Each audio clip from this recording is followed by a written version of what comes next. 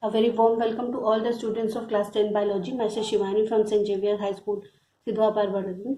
Students, yesterday due to some technical error, I had to delete my uploaded video, but I am sending that video again. So in the previous video, we have discussed about the digestive system and how our digestive system works. From where the digestive system starts, first of all, we have discussed that. So human digestive system, when we talk about, or all the vertebrates digestive system, so this is the digestive system sequence. First it will come mouth, then esophagus, that is also called as food pipe, then stomach, duodenum, ileum or small intestine, then large intestine, which is also called as colon, and then rectum. The last, from where the digested food material is excreted out of the body, ingested out of the body, that is anus. So we have discussed that we have holozoic mode of nutrition, that we eat a solid food particle, then we chew it and convert into a semi-solid material, then it goes into the stomach and stomach secretes gastric juices which mix that semi-solid material of food and then it converts into soup-like substance. Okay, then this soup is transferred to the small intestine, and today we are going to start the topic small intestine. Narrow and highly coiled tube, largest part of the alimentary canal. Small intestine क्या है? Alimentary canal का सबसे बड़ा और सबसे important organ है. क्यों? क्योंकि ये वो साइट है जहां पे फूड का कंप्लीट डाइजेशन होता है. फूड जैसे ही हम लोग अपने माउथ में लेते हैं, डाइजेशन की प्रोसेस वहीं से स्टार्ट हो जाती है, क्योंकि हमारी सलाइवरी ग्लैंड्स जब सलाइवा सिक्रीट करती हैं, तो हम लोगों ने पढ़ा था कि सलाइवा के अंदर भी 2 एंजाइम होते हैं जो कि फूड को डाइजेस्ट करते हैं. यानी कि वो वहीं से फूड को जब हम च्यू करते हैं, जब वो सलाइवा के साथ मिक्स होता है, तो वहीं से डाइजेशन की प्रोसेस जो है वो स्टार्ट हो जाती है. फिर वो एसोफेगस में आता है, फिर एसोफेगस से स्टमक में आता है. लेकिन मेन जो डाइजेशन है, जो कंप्लीट डाइजेशन है, यानी जो भी हमने फूड इनटेक किया उससे प्रोटीन और विटामिन्स हो गए या फिर कार्बोहाइड्रेट्स हो गए, फैट्स हो गए, उसका कंप्लीट डाइजेशन कहाँ पे होता है? स्मॉल इंटेस्टाइन में. It receive secretion of 2 glands, यानी कि 2 ग्लैंड्स जो हैं वो कुछ चीजें, कुछ कंपोनेंट्स जो है वो स्मॉल इंटेस्टाइन में सिक्रीट करते हैं. सबसे पहला है liver. Reddish brown gland situated in the upper part of the abdomen on the right side. Abdomen cavity और थोरैसिक कैविटी आई होप अब क्लियर होगा. जो डायफ्राम से ऊपर वाला हिस्सा है, जहां पे हमारा लंग्स, हार्ट, ये सारी चीजें हैं, ये होती है थोरैसिक कैविटी. और डायफ्राम से जो नीचे वाला हिस्सा होता है वो होती है हमारी एब्डोमिनल कैविटी. तो एब्डोमेन यानी कि हमारे जो स्टमक एरिया है, वहां पे ये कहाँ पे सिचुएटेड होता है? अपर पार्ट में, वो भी राइट साइड में. Largest gland in the body, secrete bile juices that is stored in a sac called the gall bladder. Gall bladder भी डाइजेस्टिव सिस्टम का एक इम्पॉर्टेंट हिस्सा है, क्योंकि जो बाइल जूस होता है, बाइल जूस जो कि फैट को तोड़ने में भी हेल्प करता है, ये जाके स्टोर कहाँ पे होता है? गॉल ब्लैडर में. Bile helps in emulsification of fats, that is breaking down of the fats into very small meshes. तो बाइल जूस का काम क्या है? जो भी हम फैट लेते हैं, उस फैट को ये ब्रेक डाउन करता है, इमल्सिफिकेशन करता है उसका. इसको ये टर्म दिया गया, आप लोग केमिस्ट्री में ऑलरेडी ये सब पढ़ चुके होंगे. और इसको ब्रेक डाउन करके वेरी स्मॉल कंपोनेंट्स में ये तोड़ देता है, जिसे क्या कहते हैं? Michels. Bile also make the acidic food coming from the stomach alkaline. Bile का एक और काम है कि हम लोगों ने पढ़ा था कि स्टमक का पीएच क्या होता है? 1.8. और स्टमक के अंदर HCl जैसी जो एसिड होती है वो सिक्रीट होती है. तो हर जगह हर ऑर्गन का पीएच उतना एसिडिक नहीं होगा. तो और अगर वो एसिड जो है वो कहीं और ऑर्गन में जाए तो कुछ तरह की इंजरी भी कॉज कर सकता है. तो बाइल क्या करती है? जो स्टमक वाला एसिडिक फूड है उसको अल्कलाइन में कन्वर्ट कर देती है. Pancreas, second largest gland in the body. Situated just below the stomach, यानी पैंक्रियाज क्या है, जो हमारे बॉडी का सेकेंड लार्जेस्ट ग्लैंड है, वो कहाँ पे प्रेजेंट होता है, हमारे स्टमक के ठीक नीचे। Secrete most of the digestive enzyme in the small intestine, यानी ज्यादातर जो डाइजेस्टिव एंजाइम होते हैं स्मॉल इंटेस्टाइन में, ये पैंक्रियाज ही सिक्रीट करता है। Pancreatic juice contains various enzyme such as trypsin, break down protein, proteoses and peptones into peptide. तो ट्रिप्सिन का काम क्या है, ये प्रोटीन्स का ब्रेक डाउन करता है, किसमें, प्रोटीएजेज एंड पेप्टोन्स, और पेप्टोन्स किसमें टूटते हैं, पेप्टाइड्स में। Lipase acts on emulsified fat to form fatty acids and glycerol. Lipase enzyme का काम क्या है, ये फैट का ब्रेक डाउन करता है और उसको कन्वर्ट करता है किसमें, फैटी एसिड और ग्लिसरॉल में। Pancreatic amylase acts on carbohydrates, यानी जो भी हम कार्बोहाइड्रेट्स लेते हैं, चाहे वो शुगर हो, चाहे वो पोटैटो हो, चाहे वो राइस हो, उसको ब्रेक डाउन का काम कौन करता है, pancreatic amylase. And the last is nucleases that converts nucleic acid into nucleotides. The mucus and the other enzymes secreted from the wall of small intestine constitute the intestinal juices. यानी कि हम लोग कहते हैं ना, इंटेस्टाइन सीक्रेट जूस, तो juice के component क्या क्या होते हैं, जो म्यूकस होता है जो स्टमक में सीक्रेट होता है, प्लस जो अदर ये जितने भी एंजाइम हैं, trypsin, lipase, pancreatic amylase, nucleases या पेप्सिन, या ये सब मिलके क्या बनाते हैं, intestinal juice. Digestion of cellulose takes a longer time, hence herbivores eating grass needs a longer small intestine to allow complete digestion of cellulose. Cellulose एक ऐसा कंपोनेंट है जिसको हम लोग डाइजेस्ट नहीं कर सकते, हमारी इंटेस्टाइन वैसी है ही नहीं कि हम लोग सेलुलोज को डाइजेस्ट कर सकते, वैसा एंजाइम ही हम लोग सिक्रीट नहीं करते हैं। ये सब रूमिनेंट्स एनिमल होते हैं, जैसे ये काऊ होते हैं, बफेलो होते हैं, इनके कुछ ऐसा इनके एनवायरमेंट होता है इनके इंटेस्टाइन में जहाँ पे सेलुलोज डाइजेस्ट होता है। तो जितने भी ये हार्बीवोर्स होते हैं जो कि ग्रास से खाते हैं, इनको कैसा इंटेस्टाइन चाहिए, इनका स्मॉल इंटेस्टाइन है, स्मॉल इंटेस्टाइन, लेकिन वो स्मॉल इंटेस्टाइन बड़ा होना चाहिए क्योंकि सेलुलोज के डाइजेशन में समय लगता है। Carnivorous animals can't digest cellulose, hence they have a shorter intestine. जो कार्निवोरस एनिमल्स होते हैं, यानी जो मीट ईटिंग एनिमल्स होते हैं, उनका इंटेस्टाइन कैसा होता है, छोटा होता है, स्मॉल इंटेस्टाइन, क्योंकि उनको सेलुलोज डाइजेस्ट नहीं करना होता है। The main reason for the absorption of digested food is small intestine. The inner surface of the small intestine has numerous finger-like projection called villi, which increase the surface area for rapid absorption of digested food. तो अभी बताया कि main digestion कहाँ पे होता है, complete digestion होता है स्मॉल इंटेस्टाइन में। स्मॉल इंटेस्टाइन की जो इनर सरफेस होता है वहां पे फिंगर लाइक प्रोजेक्शन होती है। फिंगर मतलब जैसे हमारी हाथों में फिंगर्स होती हैं, वैसे प्रोजेक्शंस होते हैं जो कि डाइजेस्टेड फूड के एब्जॉर्प्शन के लिए सरफेस एरिया क्या कर देते हैं, बढ़ा देते हैं, और इन फिंगर लाइक प्रोजेक्शंस को क्या कहते हैं, villi. Absorption is the process by which the end products of digestion pass through the intestinal mucosa into the blood और लिम्फ। एब्जॉर्प्शन क्या है, वो प्रोसेस जहां पे डाइजेशन के बाद जो उसके एंड प्रोडक्ट्स होंगे, जैसे एंड प्रोडक्ट्स क्या होंगे, जैसे कार्बोहाइड्रेट का शुगर हो गया, प्रोटीन्स का अगर ब्रेक डाउन हुआ तो अमाइनो एसिड हो गए, ये सारे कंपोनेंट्स है। फैट्स हो गया तो फैटी एसिड एंड ग्लिसरॉल हो गया, ये सारे क्या है, डाइजेशन के एंड प्रोडक्ट्स है। तो ये इंटेस्टाइनल म्यूकोसा से होते हुए किस में जाके मिक्स होते हैं, ब्लड या लिम्फ के अंदर। The blood carries digested and dissolve food to all parts of the body where it becomes assimilated as part of the cells and is utilized for obtaining energy, building up new tissues and the repair of old tissues. तो ये जो blood है, ये जितने भी digested food के जो nutrients होते हैं वो बॉडी की हर एक सेल तक पहुंचाते हैं। ब्लड का काम ही ये ट्रांसपोर्टेशन में इन्वॉल्व है। तो बॉडी की जिस भी सेल को एनर्जी की जरूरत है, जिस भी सेल को ग्लूकोज की जरूरत है, वो कौन देता है, उसको ब्लड देता है। अब सेल्स भी क्या है, अपने अकॉर्डिंग न्यूट्रिएंट्स जो है वो ले लेते हैं और उसको एसिमिलेट कर लेते हैं, ठीक है, उसको यूज करते हैं किस चीज के लिए, मे बी एनर्जी के लिए।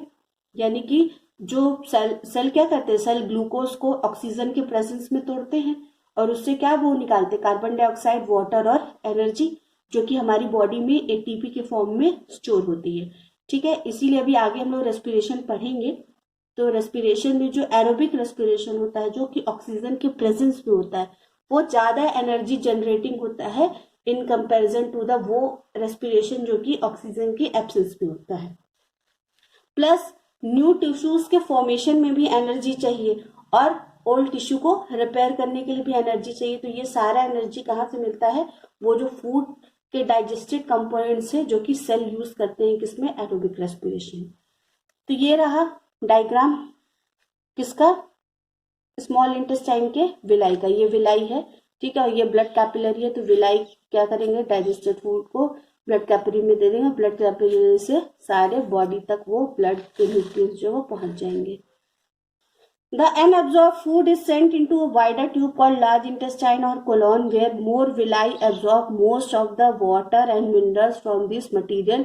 It does not have any digestive function.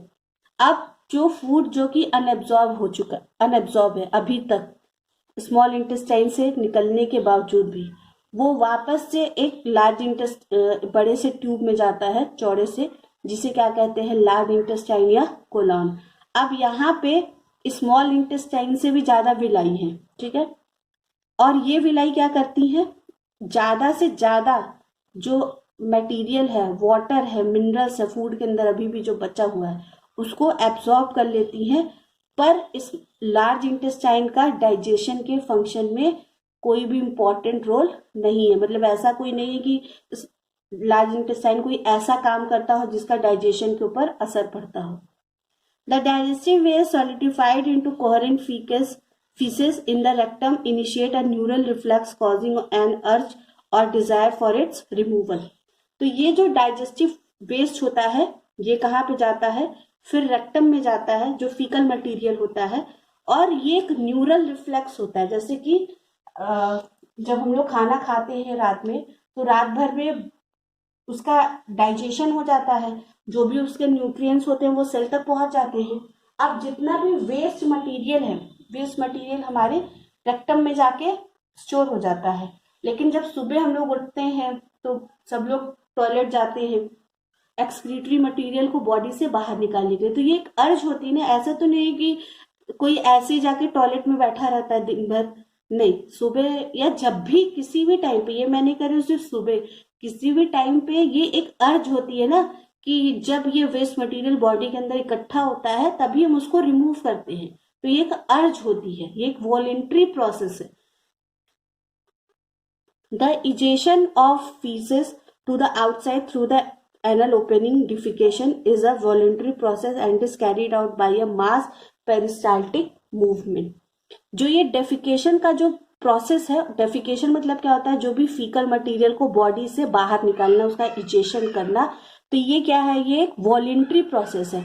Voluntary process क्या होती है? जो कि हमारे विल के अकॉर्डिंग चलती है, यानी कि वहां पे हमें जैसे कुछ इनवॉलेंट्री फंक्शन भी है, जैसे हार्ट बीट होना, रेस्पिरेशन करना, ब्रीदिंग करना। ये वॉलेंट्री प्रोसेस नहीं, हम सोच समझ के ब्रीदिंग नहीं करते हैं या सोच समझ के रेस्पिरेशन नहीं करते हैं। लेकिन कुछ काम तो हम सोच समझ के करते हैं, जैसे चलना हो, उठना हो, बैठना हो, खाना हो। उसी तरह ये जो वेस्ट रिमूवल का भी जो काम है, ये क्या है? वॉलेंट्री प्रोसेस है। और यहाँ पे भी पेरिस्टाल्टिक मूवमेंट होता है। पेरिस्टाल्टिक मूवमेंट इससे पहले हम लोग ने फूड के मूवमेंट में पढ़ा था।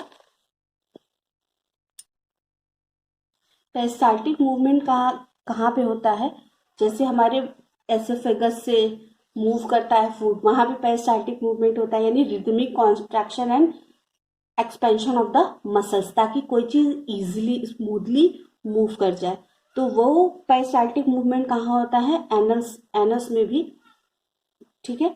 Anal opening is control by voluntary muscles called anal sphincter.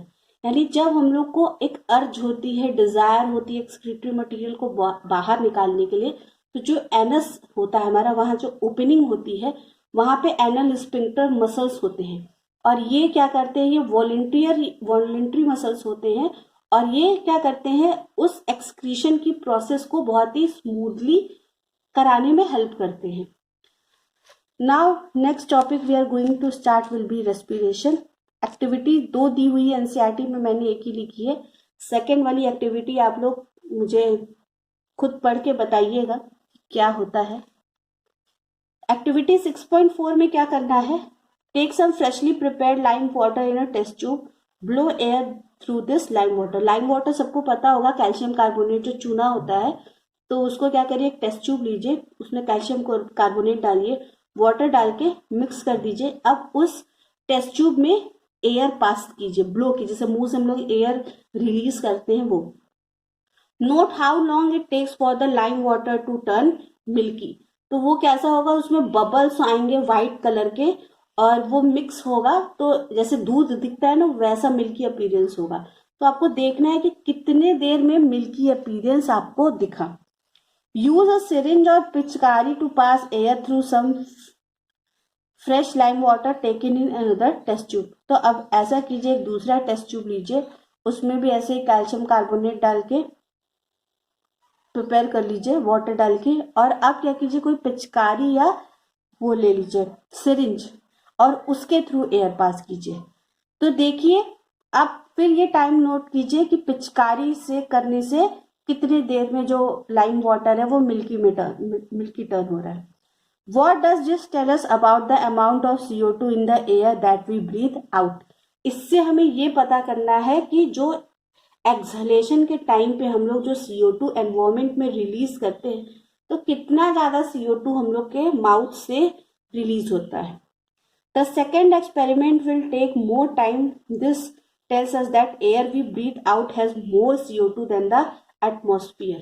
यानी कि अगर आप सेकेंड एक्सपेरिमेंट में करेंगे जिसमें कि हम लोग को क्या करना है, पिचकारी से CO2 पास करना है, तो उसमें लाइम वाटर मिल्की होने में ज्यादा टाइम लेगा इन कंपैरिजन जहां पे हम लोग मुंह से डायरेक्टली एयर दे रहे थे। क्यों? क्योंकि हम लोग के एक्सहेलेशन के टाइम पे जितना CO2 रिलीज होता है उतना तो एटमॉस्फेयर में नेचुरली भी नहीं है। ठीक है, हम लोग बहुत ज्यादा CO2 जो है वो रिलीज करते हैं, क्योंकि कॉन्स्टेंटली हम लोग O2 इनहेल करते हैं और CO2 एक्सहेलेशन में हमेशा CO2 ही निकलता है, वेस्ट गैस। और हमारी बॉडी के अंदर ट्रिलियंस ऑफ सेल है जो कि क्या करती हैं, एरोबिक रेस्पिरेशन करती है, और एरोबिक रेस्पिरेशन के अंदर जो वेस्ट जो गैस सबसे ज्यादा निकलती है वो CO2 ही होती है। Respiration involves taking in oxygen of air into cells using it for releasing energy by breaking down of food glucose. तो रेस्पिरेशन क्या होता है, रेस्पिरेशन को ब्रीदिंग से कंफ्यूज मत कीजिएगा, क्योंकि रेस्पिरेशन दो टाइप का होता है, एक जो ऑक्सीजन के प्रेजेंस में होता है, एक जो ऑक्सीजन की एब्सेंस में होता है। ठीक है, और ब्रीदिंग अलग कैसे है, रेस्पिरेशन में ऑक्सीजन का मेटाबॉलिज्म के अंदर रोल है, यानी वो फूड को ब्रेक डाउन करने का काम करता है, जबकि ब्रीदिंग एक सिंपल फिजिकल प्रोसेस है जहां पे हम लोग O2 इनहेल करते हैं और CO2 एक्सहेल करते हैं। बस लिया O2 का यूज किया, ब्लड के थ्रू वो सेल्स तक गया और उसके बदले में सेल्स ने CO2 प्रोड्यूस किया, उसको हम एक्सहेल आउट कर लेते हैं। तो breathing and respiration are two different things, don't confuse them. तो रेस्पिरेशन के अंदर क्या होता है, ऑक्सीजन का काम है सेल्स के अंदर, जहां पे सेल जो है वो ऑक्सीजन का यूज करती है फूड जो कि ग्लूकोज के फॉर्म में स्टोर होता है हमारी बॉडी में। एक्चुअली स्टोर ग्लूकोज के फॉर्म में नहीं, ग्लाइकोजन के फॉर्म में होता है, लेकिन ग्लूकोज भी ज्यादातर रेस्पिरेशन में, अगर आप देखेंगे रेस्पिरेशन का जो मेन सबस्ट्रेट होता है वो ग्लूकोज ही होता है। सबसे ज्यादा बॉडी के अंदर ग्लूकोज के टूटने से ही एनर्जी जो है वो जनरेट होती है। Food plus oxygen gives CO2 plus water plus energy, that is ATP, यानी कि adenosine triphosphate. The energy produced during respiration is stored in the form of ATP molecules in the cells of the body and used by the organism when required. तो ATP का formation कैसे होता है, क्या क्या components मिलके ATP बताते हैं, ये नेक्स्ट वीडियो में हम लोग डिस्कस करेंगे। ठीक है, तो रेस्पिरेशन में जो एनर्जी प्रोड्यूस होती है वो क्या होती है, वो ATP के फॉर्म में वो सेल्स के अंदर स्टोर होती है। यानी सेल्स पहले ATP का यूज करते हैं ग्लूकोज को तोड़ने के लिए, अब बाद में उस ग्लूकोज के टूटने से जो ATP बनती है उसको सेल जो है वो स्टोर करके रखते हैं आगे। अगर कोई भी बॉडी में कोई भी एनर्जी का जो हमें काम, क्योंकि दिन भर हम लोग को ऐसा, हम लोग तो एक जगह स्टेशनरी रहते नहीं है, हम लोग मूव करते हैं तो मूवमेंट करने के लिए, कोई भी काम करने के लिए हमें क्या चाहिए, एनर्जी। तो यही जो सेल्स के अंदर एटीपी के फॉर्म में स्टोर्ड एनर्जी रहती है, यही हमें एनर्जी देती है कब, जब हमें इसकी रिक्वायरमेंट होती है। Types of respiration, anaerobic, aerobic, दो तरह के रेस्पिरेशन है और ये क्राइटेरिया बनी है किसके ऊपर कि रेस्पिरेशन ऑक्सीजन के प्रेजेंस में हो रहा है या एब्सेंस में। अगर ऑक्सीजन के एब्सेंस में रेस्पिरेशन हो रहा है तो उसे क्या कहेंगे, एनारोबिक रेस्पिरेशन, और अगर ऑक्सीजन के प्रेजेंस में रेस्पिरेशन हो रहा है तो उसे कहेंगे aerobic respiration. Partial oxidation of food in the absence of oxygen resulting in the some amount of energy। अगर आप देखेंगे एनारोबिक रेस्पिरेशन में क्या होता है, जो ग्लूकोज मॉलिक्यूल का जो ब्रेकडाउन होता है, ये कंप्लीट ब्रेकडाउन नहीं होता है, पार्शियल ऑक्सीडेशन होता है। तो पार्शियल ऑक्सीडेशन होता है और वो भी ऑक्सीजन के एब्सेंस में, तो जो एनर्जी निकलती है वो बहुत कम होती है। अभी आगे हम लोग ये पढ़ेंगे भी इक्वेशन के फॉर्म में कि जब एनारोबिक रेस्पिरेशन में ग्लूकोज का मॉलिक्यूल टूटता है तो उससे सिर्फ 2 एटीपी जनरेट होती है, और वही एरोबिक रेस्पिरेशन में जब ग्लूकोज के मॉलिक्यूल का ब्रेकडाउन होगा तो उससे 36 to 38 एटीपी जनरेट होगी। तो कितना फर्क है एनर्जी में। तो एनारोबिक रेस्पिरेशन में जो रिलीज होती है एनर्जी, जो जनरेट होती है, वो बहुत कम अमाउंट में होती है in comparison to aerobic respiration. Some hydrogen atoms of glucose are removed resulting in oxidation of glucose। तो आपने रेडॉक्स रिएक्शन केमिस्ट्री में भी पढ़ा होगा, तो हाइड्रोजन एटम्स के रिमूवल को क्या कहते हैं, ऑक्सीडेशन। तो ऑक्सीडेशन होता है किसका, ग्लूकोज का। At the end of A series of reactions leading glucose gets converted into 2 molecules of pyruvate which contains 3 carbon atoms। आप लोग को बहुत ज्यादा डिटेल में नहीं पढ़ना है क्योंकि ये क्लास 11th का टॉपिक है। अगर डिटेल में पढ़ा जाएगा तो ग्लाइकोलिसिस, तो यहाँ पे हम लोग को बस एक इंट्रोडक्शन पता होना चाहिए कि ग्लाइकोलिसिस क्या होता है। तो ग्लाइकोलिसिस एक सीरीज ऑफ रिएक्शन है, 10 स्टेप्स होते हैं। ग्लूकोज जब टूटता है तो उसमें कई तरह के एंजाइम्स भी इन्वॉल्व हैं। ये पूरा रिएक्शन और क्लास 11th के टॉपिक है। तो यहाँ पे मेन बस ये जानना है कि ग्लूकोज कन्वर्ट होता है, फर्स्ट स्टेप में ग्लूकोज का ब्रेकडाउन होता है, और 10th स्टेप अगर देखेंगे रिएक्शन का तो वहां पे 2 पायरुवेट के मॉलिक्यूल बनते हैं। एक ग्लूकोज के टूटने से 2 पायरुवेट बनते हैं।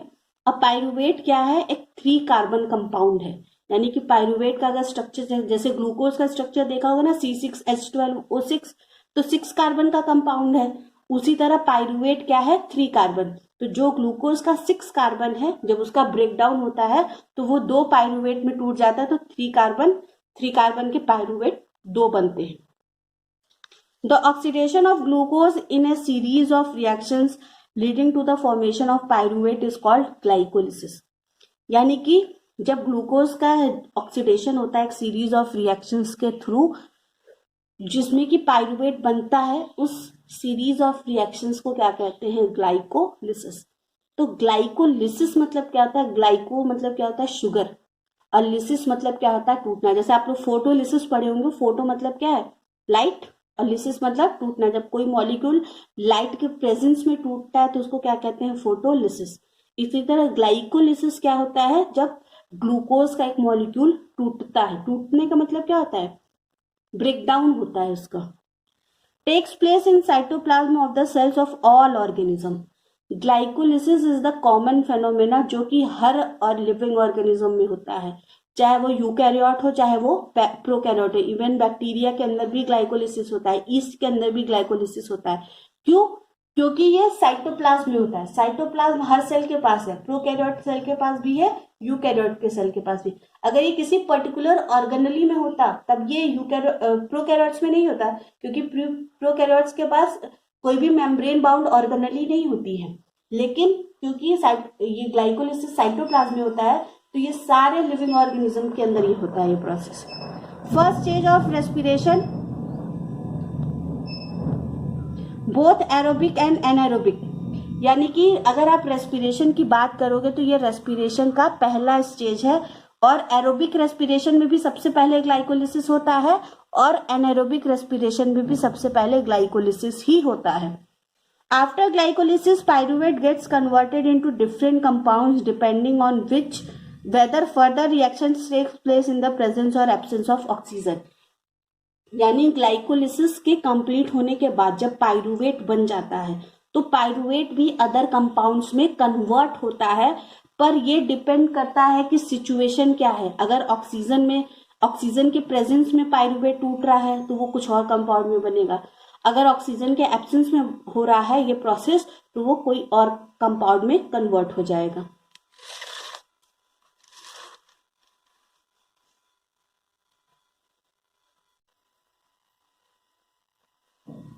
In the presence of oxygen in cells, pyruvate is completely oxidized to carbon dioxide and water, and a lot of energy is produced, 36 to 38 ATP from one molecule of glucose।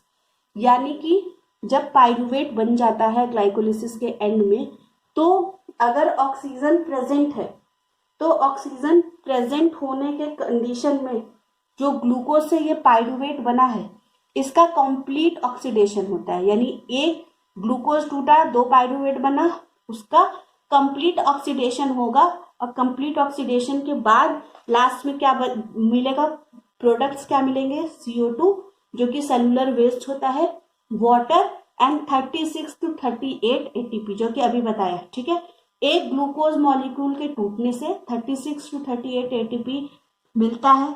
कब? जबकि oxygen present होगा।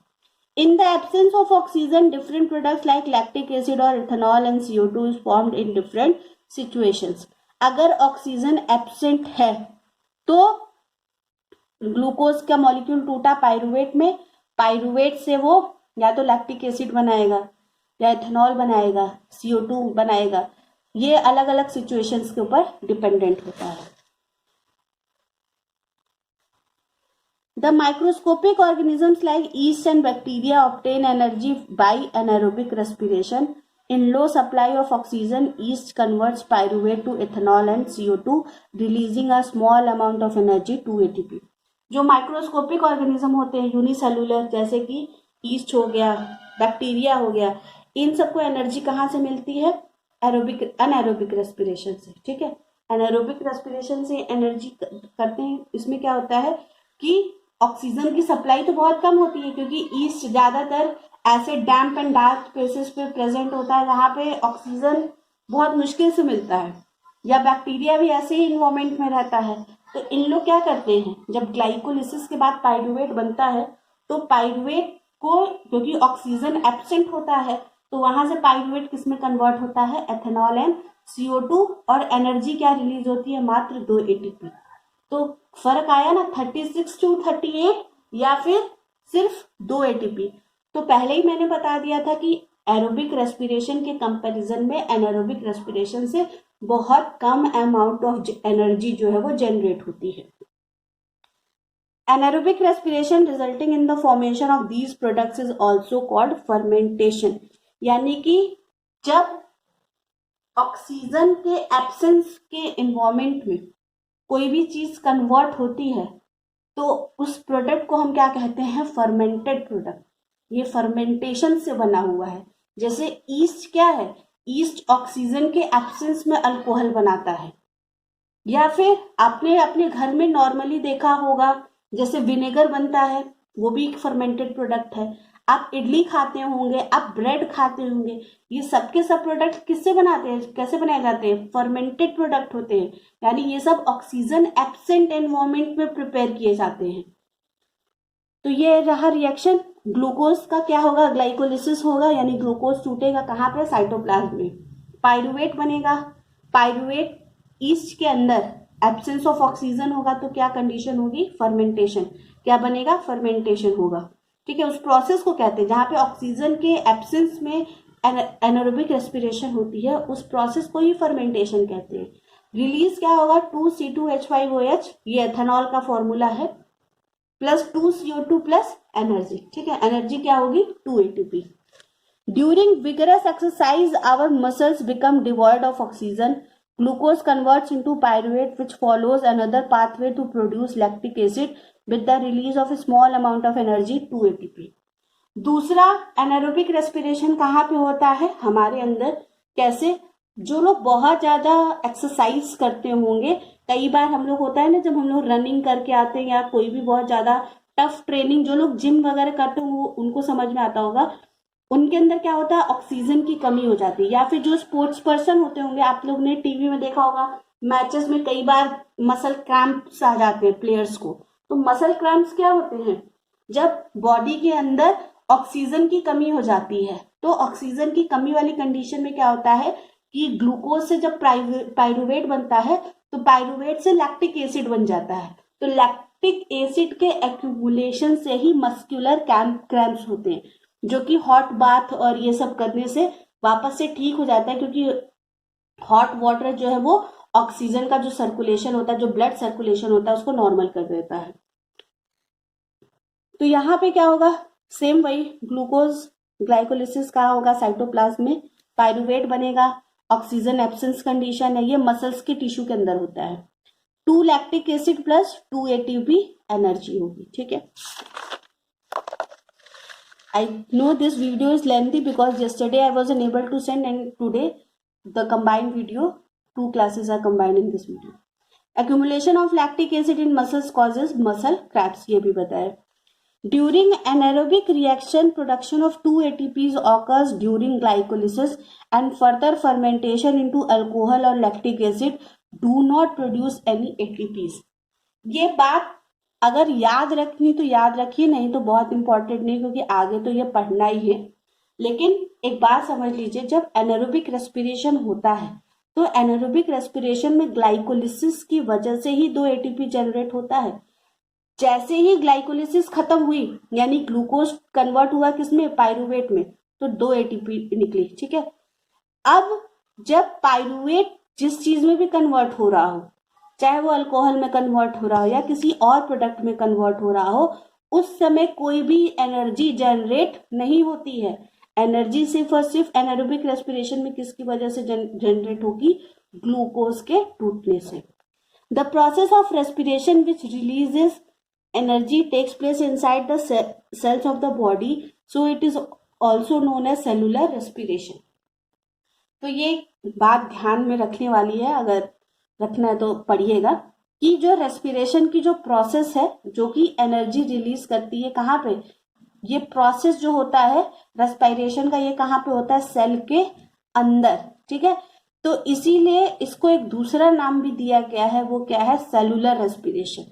तो cellular respiration का यहाँ पे equation मैंने लिखा है ऊपर, 1 मॉलिक्यूल ऑफ ग्लूकोज है प्लस ऑक्सीजन प्लस H2O, ठीक है। ये रिलीज क्या करते हैं, 12 H2O, 6 CO2 और 38 ATP, ठीक है। एक मॉलिक्यूल्स के ग्लूकोज के ब्रेकडाउन से 36 to 38 ATP जो है वो जनरेट होती है। The substance that is use to release energy is called the substrate, यानी कि वो सब्सटेंस जो कि रेस्पिरेशन में यूज होता है, जिससे एनर्जी रिलीज होती है, वो क्या होता है, सबस्ट्रेट। तो अगर कोई रेस्पिरेशन का सबसे कॉमन सबस्ट्रेट पूछे तो वो क्या होगा, ग्लूकोज। जब ग्लूकोज खत्म हो जाता है बॉडी में, तो फिर glycogen as a substrate use होता है, उसके बाद और भी चीजें आती हैं, ठीक है। तो सबसे कॉमन सबस्ट्रेट क्या है रेस्पिरेशन का, वो है glucose. Second is aerobic respiration, the complete oxidation of food yielding carbon dioxide, water and energy in the presence of oxygen. Anaerobic word respiration जब पढ़ा था तो क्या था, पार्शियल ऑक्सीडेशन। यहाँ पे क्या है, कंप्लीट ऑक्सीडेशन होता है किसका, ग्लूकोज का। और इससे रिलीज क्या होती है, कार्बन डाइऑक्साइड, वाटर और एनर्जी। और ये होगा किसके, एरोबिक मतलब ही क्या होता है, एयर। एयर मतलब ऑक्सीजन, और एनारोबिक मतलब एन मतलब क्या हो जाएगा, नो, और यानी कि एयर के एब्सेंस में। तो यहाँ पे ऑक्सीजन के प्रेजेंस में क्या होता है, फूड का कंप्लीट ब्रेकडाउन होता है। Greater energy is produce in comparison to anaerobic respiration, यानी कि अभी बताया एनारोबिक में 2 ATP, एरोबिक में 36 to 38 ATP। तो यही से समझ में आ रहा है कि एनर्जी जनरेशन के मामले में बहुत बड़ा डिफरेंस है, यानी कि एरोबिक रेस्पिरेशन के थ्रू एनर्जी ज्यादा जनरेट होती है। ग्लूकोज ग्लाइकोलिसिस कहाँ पे होगा, साइटोप्लाज्म में, पायरुवेट में कन्वर्ट होगा, ऑक्सीजन के प्रेजेंस में होता है। ये क्रेब्स साइकिल जो है, ये क्लास 11th का टॉपिक है, पढ़ने की जरूरत नहीं। ये जो होता है फर्दर पायरुवेट का आगे का जो कन्वर्जन होता है ये माइटोकॉन्ड्रिया में होता है। ये ग्लाइकोलिसिस तक साइटोप्लाज्म में होगा, लेकिन पायरुवेट का आगे का कन्वर्जन जो है हम लोग के सेल्स के अंदर, ह्यूमन सेल्स के अंदर, जब पायरुवेट बन जाता है तो पायरुवेट फिर माइटोकॉन्ड्रिया के अंदर जाता है, फिर माइटोकॉन्ड्रिया के अंदर इसका कंप्लीट कन्वर्जन होता है, जो कि हमारे सिलेबस में पढ़ने के लिए नहीं है अभी फिलहाल 10th के। इससे क्या रिलीज होता है? 6 carbon dioxide, 6 H2O plus 38 ATP। Mitochondria are the sites of aerobic respiration in the cell. हम लोग के एरोबिक रेस्पिरेशन कहाँ पे होता है? माइटोकॉन्ड्रिया के अंदर। अब cellular respiration is the metabolic process by which an organism obtains energy by reacting oxygen with glucose to give water, carbon dioxide and 38 ATP। Cellular respiration क्या है? एक मेटाबॉलिक प्रोसेस है जहां पे कोई भी ऑर्गेनिज्म क्या करता है? एनर्जी को ऑब्टेन करता है। कैसे?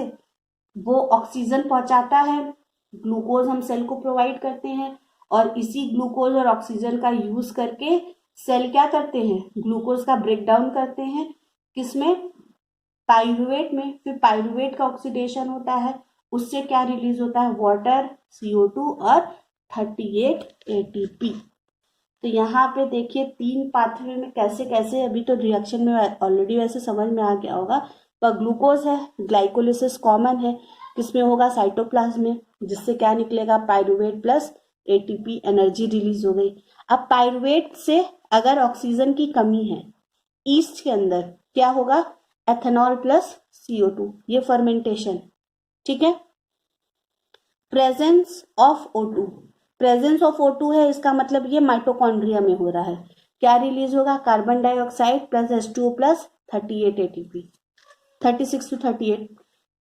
तीसरा क्या है? Lack of oxygen. ये एनारोबिक कंडीशन कहाँ होगी? हमारे मसल सेल्स के अंदर। ठीक है। अब वहां पे क्या प्रोड्यूस होगा? Lactic acid. Different ways in which glucose gets oxidise. From this much topic of this chapter is over. In the next video I will continue the further topic. Thanks for watching the video.